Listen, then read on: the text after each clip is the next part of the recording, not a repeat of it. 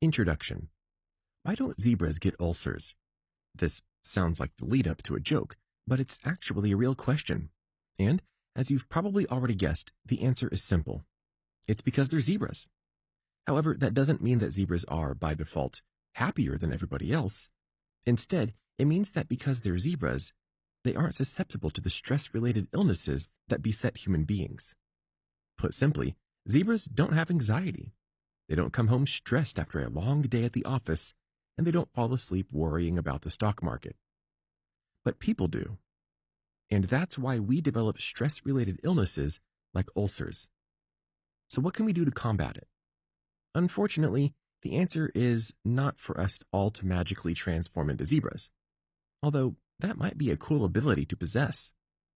Instead, the author believes that we must find ways to fight this human affliction.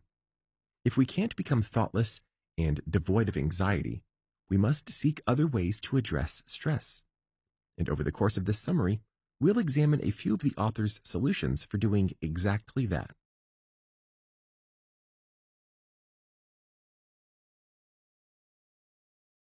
Chapter 1. Anxiety is the source of stress. If this sounds like an overly obvious statement, you're exactly right. But it's worth saying because many people believe that anxiety isn't real. Ironically, this belief is even embraced by those who have high-stress jobs. Despite facing stressful situations on a daily basis, many people continue to insist that anxiety isn't real, or that it's a cry for attention manufactured by overly sensitive people. And that's why it's important to begin this chapter with a few key facets about anxiety that you might not know. For example, did you know that anxiety disorders are the most common mental illness in the U.S., affecting 40 million adults in the United States age 18 and older, or 18.1% of the population every year? Anxiety disorders are highly treatable, yet only 36.9% of those suffering receive treatment.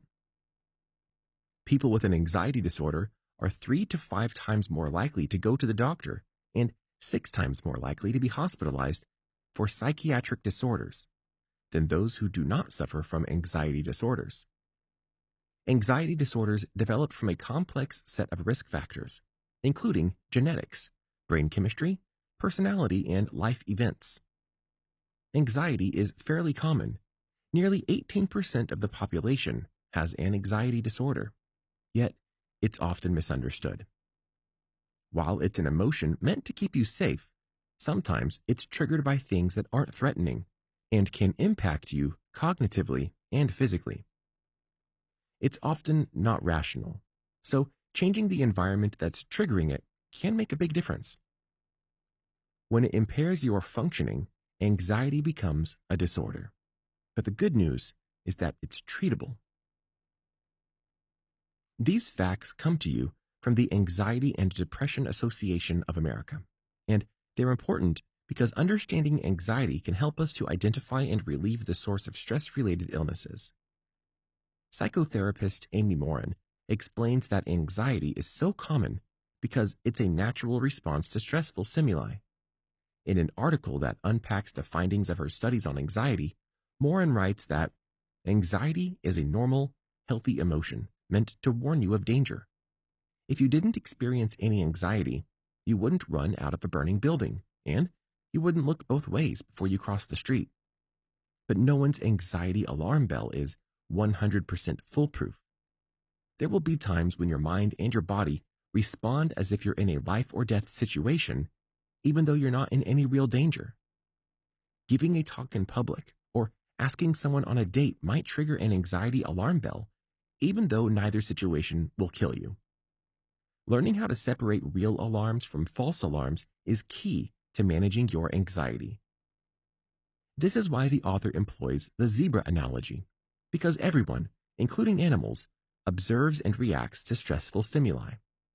Animals like zebras can feel anxious as well, but they typically experience anxiety only when they are confronted with an immediate physical threat or stress. For example, a zebra might feel anxious when he realizes that there's a hungry lion bearing down on him. And, after all, who wouldn't be anxious in that scenario?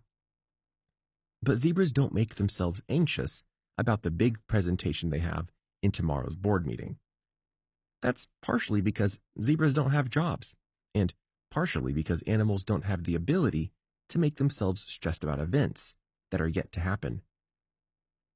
Humans, by contrast, use stories to inform their understanding of the world and their place in it.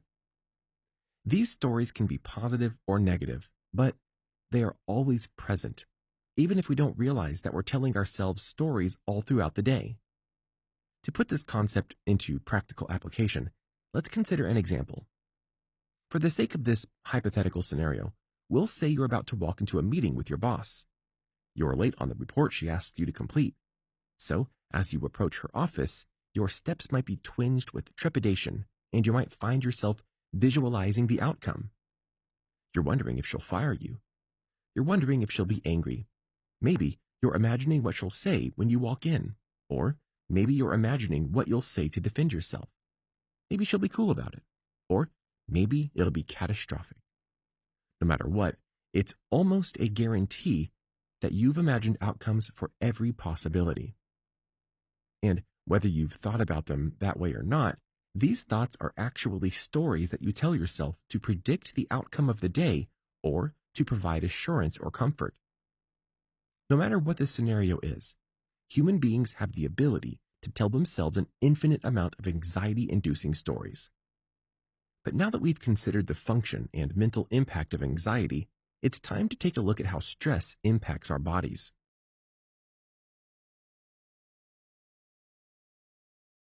Chapter 2. How Stress Affects Our Bodies. In the previous chapter, we learned about the origins of anxiety and the havoc it can wreak on our brains. But now we turn our attention to the physical impact of anxiety. In order to understand why it's possible for a mental malady to cause physical harm, we need to take a closer look at the relationship between the human body and stress. Everyone knows about the human fight or flight response. Our bodies come pre-downloaded with this evolutionary software. But when you think about this program in action, what types of situations do you imagine? Is it something magnanimously scary like a blitz attack from a stranger with a gun? Is it an experience like being chased by a bear? Or can it be triggered by something as ordinary as the combination of a shrieking tea kettle and a crying baby? Can it be triggered by the pressure of making a stressful decision while driving? Although you might be surprised to hear it, these everyday stresses are perfect and legitimate examples of pressures that activate our primal fight or flight response. You might also be surprised to know that consistent exposure to high-stress fight or flight situations can take a serious toll on your mental, physical, and emotional health. That's partly because our brain works together with our emotions to help us perceive threats. These emotional cues then help us to identify feelings like, I feel unsafe in this situation. And ultimately, with the help of these cues, we can connect with our fight or flight response to determine our next course of action. The problem, of course, is that our emotions often lie to us, and this is one of the root issues when it comes to disorders like anxiety. For example, your brain might be sending you signals that something as simple as a conversation or a phone call is extremely unsafe. As a result, we get incredibly anxious, and we might feel the need to flee the situation. The presence of these conflicting cues, therefore, means that human beings are not always quite as rational as we think we are. Our logic can be easily overpowered by emotional cues, and, as you can imagine, these cues and the reactions they trigger can often be problematic. One significant problem is the fact that prolonged exposure to chronic stress can literally cause our brains to atrophy. A stressed brain struggles to acquire or retain information, and this can lead to memory loss, trouble concentrating, and an ability to solve problems, complete tasks, or handle stressful situations. It also causes us to develop learned helplessness, which means that we become so accustomed to stress, we stop trying to get better. And in addition to these psychological detriments, let's not forget the titular malady of this book, stress-related ulcers. Ulcers are sores that develop on the lining of your stomach, and they are literally created by stress. So if you want to avoid developing painful internal sores, you have to reduce your stress. These examples are by no means a comprehensive overview of the mental and physical effects of prolonged exposure to chronic stress. But as you can see from these few examples, stress-related illnesses affect every area of our lives, and they can lead to some extremely unhealthy results. Unfortunately, however, misinformation often invites us to believe that stress can be good. For example, you probably know someone who says that they work best under pressure. As a result, this person might intentionally trigger high-stress situations to provide themselves with a sudden burst of adrenaline-fueled motivation.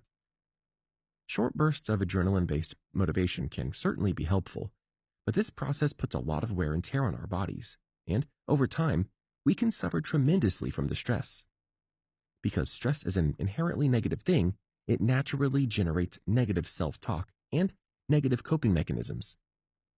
For example, if you're under a great deal of pressure, being kind to yourself probably isn't your first instinct. Instead, you're more likely to think something like, "You're so stupid. Why can't you get this done faster?" Similarly, you might be preoccupied with worries about what will happen if you fail. Instead of helping and motivating us, this stress can actually lead to burnout and cause us to suffer from anxiety or depression, or both. Negative self-talk contributes heavily to depression. And in many cases, it can also lead to a mental breakdown. So, by putting ourselves under intense and prolonged stress, we're actually doing our bodies more harm than good. That's why it's better to focus on being present in the moment and creating small, self-driven incentives for motivation rather than relying on external pressure.